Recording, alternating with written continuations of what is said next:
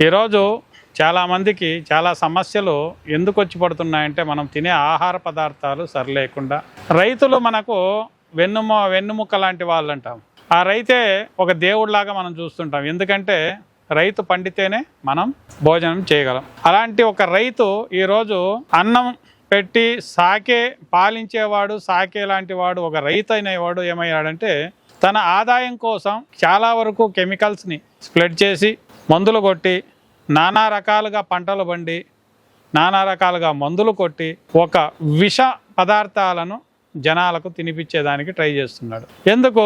ఆదాయం కోసం. అతనికి ఆదాయం వస్తే చాలు, వేరేం అవసరం లేదు. ఈ వచ్చే ఆదాయం మీరు ఎక్కడికి పెడతారు? రోగం వస్తే హాస్పిటల్కి పెడతారు. ఆ రోగం తెప్పించుకునేది ఎలా? జనాలకి రోగాలు తెప్పించేది ఎలా? మీరు తీసుకెళ్ళి మీరు సంపాదన చేసిండదంతా ఎత్తుకొని పోయి హాస్పిటల్కి పెట్టడం ఎలా? ఇలా ఒక రైతు చాలా దిగజారిపోయే లెక్కలో ఉన్నాడు. ఇలాంటి దిగజారిపోయే వ్యవస్థను మనం సరి చేసుకోవాలంటే పరిపూర్ణంగా మనము పూర్వకాలంలో ఏ పద్ధతుల్లో మనం పంటలు పండుతున్నామో దానికోసం ప్రయత్నం చేయడం చాలా మంచిది. మీరు చెడిపోయేదే కాకుండా వేరే వాళ్ళని చెడి చేస్తున్నారు. ఇలాంటి సమస్యలు చాలామందిలో ఉన్నాయి. ఈరోజు నేను చెప్పబోయేది ఏమిటంటే మూర్ఛ అంటే పిడ్స్ అంటారు. పిడ్స్ రోగం అనేది బాడీలో హార్మోన్స్ ఇన్బ్యాలెన్స్ అయితే ఉంటుంది. చాలామందికి పుట్టుకతో వస్తుంటుంది, అలాగే జీన్స్లో వచ్చిండేది ఉంటుంది. ఇంకొంతమందికి ఏమవుతుందంటే పిల్లల్లో చోటు చేసుకుంటూ ఉంటుంది. ఎందుకంటే ఎక్కువ ప్రెజర్ అవుతుంది మైండ్కి. చదువులో కావచ్చు, ఆటల్లో కావచ్చు, పోటీల్లో కావచ్చు, దేంట్లో అయినా కానీ ఎక్కువ ప్రెజర్ అయినప్పుడు 9, 7, 9, 10th 8 ఎంత కొన్ని ఉంటుంది. ఈ ఒక్క లెవెల్కి వచ్చే కొందరికి ఏమవుతుందంటే స్కూల్లో ప్రెజర్ పెడుతుంటారు పిల్లల మీద. బాగా చదువుకోవాలి, ఫస్ట్ క్లాస్ రావాలి, ఇంట్లోనూ అదే ఉంటుంది, స్కూళ్ళలోనూ అదే ఉంటుంది. ఆ ప్రెజర్ ఎక్కువయ్యి వాళ్ళకి ఏమవుతుందంటే మైండ్ డిస్టర్బ్ అయ్యి పిడ్స్ అనేది వస్తుంటుంది. ఇంకొంతమంది చూస్తుంటారు కళ్ళే కనిపించకుండా పోతుంటాయి.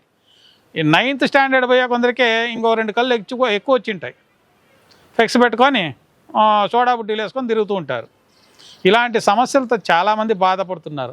ఈ పిడ్స్ రోగం అనేది చాలామందికి మనకు పిల్లల్లోనే చోటు చేసుకుంటూ ఉంటుంది. అది పెద్దదైతే ఇంకా ఎక్కువ అయితే వస్తూ ఉంటుంది. అలాంటి పిడ్స్ రోగాన్ని మనం ఏం చేసుకోవాలంటే దాన్ని మూర్ఛ వ్యాధి అని పిలుస్తాం మనం తెలుగులో. ఈ మూర్ఛ వ్యాధి చాలామందికి 4 నుంచి 5 రకాల్లో వస్తుంటుంది.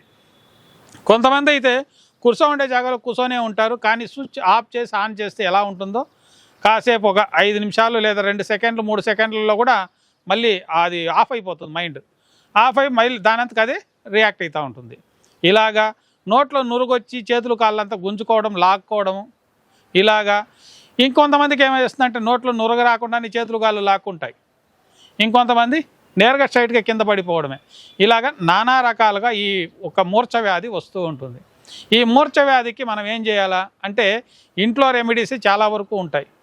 మనం ఏం చేయాలి, వంటింట్లో ఉండే పదార్థాలు చాలా వరకు వాడుకోవచ్చు.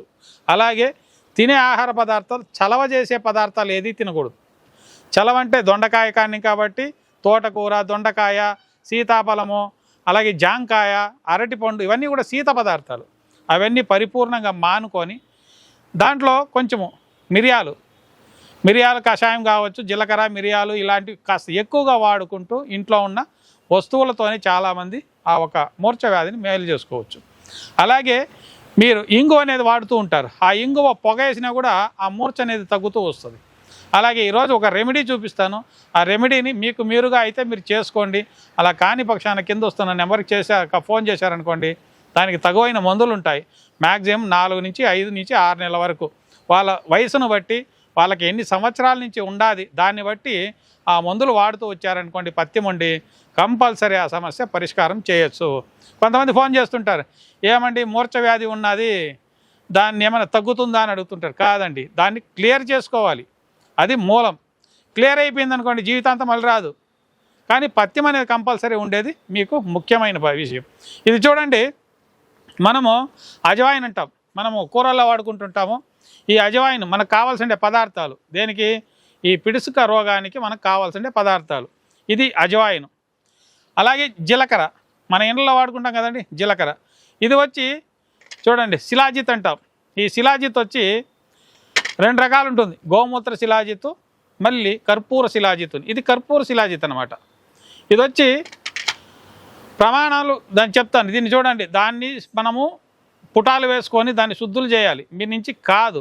కానీ నేను కొన్ని మీకు ఇంట్లో వాడుకునేదాన్ని కూడా చెప్తుంటాను. ఇది వచ్చి పుటాలు వేసుకొని మనం చేసుకున్న తర్వాత ఇలా భస్మం లాగా అవుతుంది. ఈ భస్మాన్ని సమప్రమాణాల్లో తీసుకోవాలి. 100 గ్రాములు భస్మము, 100 గ్రాములు జీలకర్ర, 100 గ్రాములు అజవాయిన్. ఇవి అకస్మాత్ మీకు దీన్ని చేసుకునే కాలేదంటే ఆయుర్వేదం షాపుల్లో కర్పూర శిలాజిత భస్మం అని దొరుకుతూ ఉంటుంది, దాన్ని కూడా మీరు వాడుకోవచ్చు. అలా దాన్ని తీసుకొని ఈ సమప్రమాణాలు తీసుకొని మొత్తం కలుపుకోవాలి, మిక్స్ చేసుకొని ప్రతిరోజు ఉదయం సాయంత్రం 2 పూట్లు వాడుకుంటూ రావాలి. ఇవి మొత్తము 3 సమప్రమాణాలు తీసుకొని మీరు పెట్టుకొని స్టాక్ చేసుకోండి. ఇప్పుడు మనకు ఏం చేయాలంటే జీలకర్ర మరియు అజవాయిన్ ఇవి 2 కొద్దిగా ఒక్కొక్క అర చెంచా అంతా వేసి కషాయం లాగా చేసుకోండి. కషాయం చేసుకొని చూర్ణం చెప్పానా, కషాయం చెప్పాను ఫస్ట్, దాన్ని కట్ చేసుకోవాలి. ఇప్పుడు మనకు 100 గ్రాములు కాకపోతే 200 గ్రాములు ఉన్నీలే, ఏది అజవాయిన్, ఇది జీలకర్ర, ఇవి 2 మీరు స్టాక్ పెట్టుకోండి.